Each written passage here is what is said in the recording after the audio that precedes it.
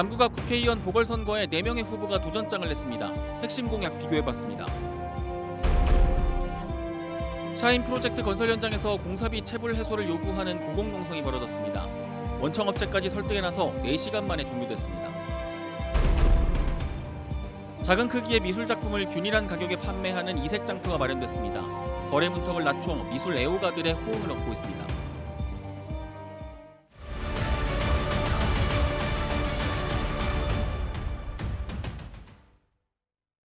여러분 안녕하십니까? 계속해서 울산 소식입니다. 지방선거와 함께 치러지는 남구갑 국회의원 보궐선거에는 4명의 후보가 도전장을 던졌습니다.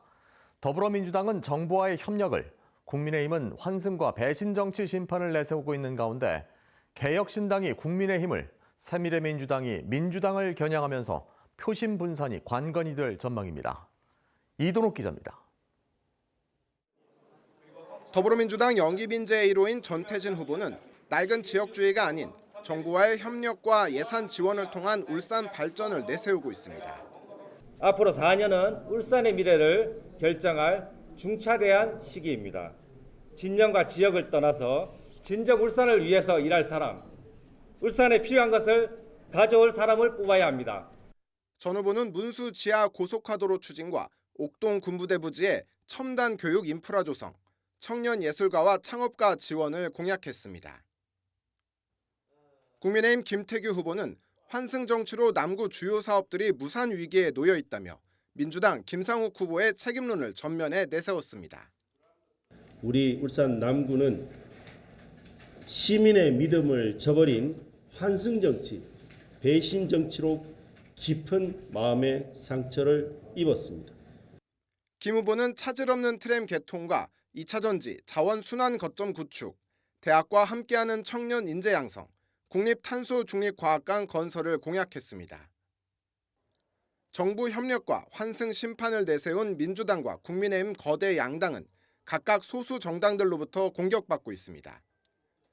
국민의힘 남구청장 공천의 의혹을 제기하고 탈당한 개혁신당 김동칠 후보는 흔들리는 정치의 기본을 다시 세우겠다고 강조하고 있습니다. 울산시의원 출신인 김 후보는 소상공인 종합지원센터 건립과 함께 동네 구석구석 청년 임대주택과 주차장 조성, 복지관 확대를 공약했습니다. 새미래민주당 이미영 후보는 꼼수와 배신이 난무하는 낡은 정치를 걷어내고 올바름으로 승리하겠다며 김상욱 후보를 저격하고 나섰습니다. 트램과 문수 우회도로를 연계한 통합교통혁신을 전면에 내세운 이 후보는 국가 기반시설 민영화 방지와 생애 전주기 복지를 공약했습니다. 국민의힘 국회의원에서 민주당 울산시장 후보로 나선 김상욱 의원의 사퇴 공백으로 치러지는 이번 보궐선거에서 남구갑 주민들이 어떤 결과로 답할지 주목됩니다. MBC 뉴스 이동욱입니다. 울산사회 시민단체연합회가 더불어민주당 김상욱 울산시장 후보가 대표로 있던 법무법인이 중대 성범죄 사건들의 가해자 측을 변호한 이력이 확인됐다며 공천 철회를 요구했습니다. 연합회는 민주당이 최근 성범죄 변호 이력이 있는 서울 강북구청장 후보 교체 절차에 들어갔다며 서울에서 적용한 엄격한 잣대가 울산에서 침묵과 특혜로 변하면 안 된다고 주장했습니다. 미술 작품은 보통 높은 가격대에 거래되기 때문에 개인은 소장할 엄두도 내지 못하는 경우가 많습니다. 지역 문화계가 A4 용지 절반 크기의 작은 작품만 판매하는 장터를 마련했는데 미술 애호가들의 호응을 얻고 있습니다. 홍상순 기자입니다. 이색 미술 장터가 열린 울주문화예술회관. A4 용지 절반 크기의 미술 작품 400여 점이 전시되고 있는데 한 시민이 평소 눈여겨봐둔 작가의 작품을 구매합니다. 가격은 11만 원, 전부 동일합니다. 구매한 작품은 바로 가져갈 수 있고 판매된 작품이 있던 자리는 어떤 작품이 있었는지 알 수 있도록 사진으로 대체됩니다.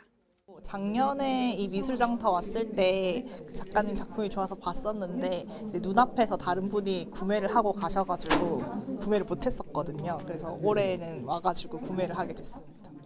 1호 작품 미술 장터에 올해 168명의 작가가 출품했습니다. 미술 작품 가운데 가장 작은 크기인 1호만 선보이는 이색 전시회로 올해가 3번째입니다. 그림 거래 문턱을 낮추기 위해 시작됐는데 해를 거듭할수록 인기를 끌고 있습니다. 고가의 미술 시장에 이제 소외를 느낀 분들을 위해서 그 미술 작품도 누구나 그 판매하고 살 수 있는 이런 시장을 만들어 보기 위해서 기획했습니다. 착한 가격이라는 점에서 신인 작가만 참여할 것 같지만 기성 작가가 절반 이상을 차지하고 있습니다. 행사의 취지에 공감해 대거 동참한 겁니다. 1호 작품 미술 장터는 지난해 한국문화예술회관 연합회가 주관한 우수사례 발표 대회에서 영예의 대상을 차지했습니다. 울주문화예술회관은 다음 달 열리는 울산국제아트페어에 부스를 마련하고 1호 작품 50점을 똑같은 가격에 판매할 예정입니다. 또 앞으로 1호 작품 편의점을 열어 편의점에서 물건을 사듯 그림도 편하게 사고 팔 수 있는 상설 장터를 마련할 계획입니다. MBC 뉴스 홍상순입니다.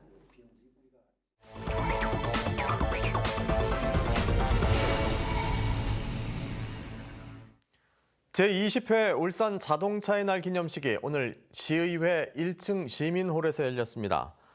이번 기념식에서는 현대자동차, 원태현 상무 등 산업발전에 기여한 기업인 10명에 대한 표창과 함께 미래차 관련 발표회가 열렸습니다. 울산 자동차의 날은 지난 1999년 5월 12일 우리나라 자동차 수출 누계 1000만 대 돌파를 기념해 제정됐습니다. 울산 장애아동 발달장애인 지원센터가 남구 한화생명 울산지점 건물에 문을 열었습니다. 지원센터는 기존에 분산돼 있던 장애아동과 발달장애인 지원 사업을 통합 운영하는 장소로 지하 1층에 회의실과 교육실, 지상 2층에 사무실 등을 갖추고 있습니다. 센터는 발달 지연이 의심되는 영유아를 조기에 발견하고 필요할 경우 관련 기관과 연계해 아동의 건강한 성장을 지원하게 됩니다. 아파트 청약 당첨을 위해 실제로는 함께 거주하지 않는 노부모를 부양가족으로 등록하는 등 허위 세대원을 등록해 주택을 공급받는 혐의로 5명이 검찰에 송치됐습니다. 울산경찰청 반부패 경제범죄수사대는 울주군의 한 아파트 청약 당첨자 중 부정 청약이 의심된다는 수사 의뢰를 받아 조사한 결과 허위 세대원 등록을 확인했다고 밝혔습니다. 부정 청약은 3년 이하의 징역 또는 3천만 원 이하의 벌금뿐만 아니라 계약 취소와 계약금 몰수 조치가 뒤따르는 불법행위입니다. 납치된 것처럼 112에 허위 신고를 하고 119에 불이 났다고 거짓 신고를 하는 등 허위 신고를 일삼은 30대에게 징역형의 집행유예가 선고됐습니다. 울산지법 형사 1단독은 위계 공무집행 방해 혐의로 재판에 넘겨진 A씨에게 징역 8개월에 집행유예 2년을 선고했습니다.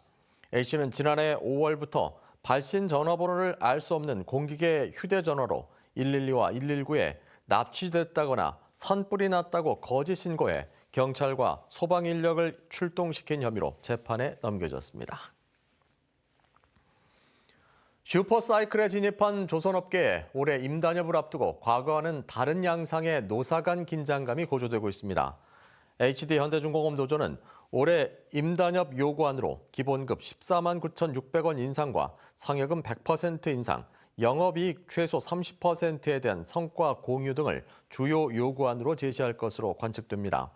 특히 올해는 생산직 고령화와 숙련공 부족이 심화되면서 정년 연장 문제와 이주 노동자 처우 개선 등 산업구조 전반과 연결된 사안이 협상의 핵심 의제로 떠오를 것으로 예상됩니다. 전셋값 상승세가 주택 매수 심리를 자극하면서 이달 아파트 분양 전망에 대한 비관론이 큰 폭으로 누그러졌습니다. 주택산업연구원은 주택사업자를 대상으로 설문한 결과 5월 울산의 아파트 분양 전망 지수가 전월 대비 24.6포인트 상승한 84.6으로 조사됐다고 밝혔습니다. 울산의 아파트 분양 전망 지수는 중동 전쟁의 여파로 지난달 45.9포인트나 급락했다가 회복 중인 것으로 분석됩니다. 올해 1분기 글로벌 수소 연료 전지차 시장이 현대자동차의 신형 넥소 출시 효과에 힘입어 반등한 것으로 나타났습니다. 시장 조사업체 S&E 리서치에 따르면 올해 1분기 글로벌 수소차 판매량은 2,600여 대로 지난해 같은 기간보다 20.6% 증가했습니다. 이 가운데 현대차가 국내 유일의 승용 수소 전기차인 넥소를 중심으로 1,750여 대를 판매하며 점유율 67.3%로 1위를 유지했습니다. 남구 장생포 문화창고가 개관 5주년 기념으로 진행 중인 특별 전시 퀸즈 컬렉션이 개막 한 달 만에 관람객 2만 명을 돌파했습니다. 지난 3월 28일 개막한 퀸즈 컬렉션에는 지난 10일 기준 2만 5천여 명이 다녀갔으며 주말과 공휴일에는 전회차 매진 행렬을 이어가고 있습니다.